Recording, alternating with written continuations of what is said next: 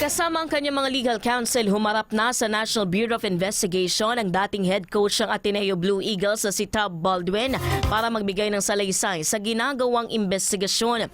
Ito ay matapos siyang patawan ng sabpina kaugnay ng trahedya sa Dipakulaw, Aurora nitong Hunyo 8 kung saan nalunod ang dalawang student athletes ng koponan.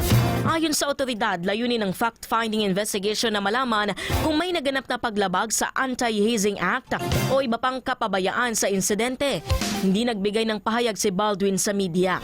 Habang gumugulo ang investigasyon, nakatakda ang huling hantungan at libing ni Rene Baterbonia ngayong araw Miyerkules, Hunyo 24 sa kanilang bayan sa Talacogon, Agusan del Sur.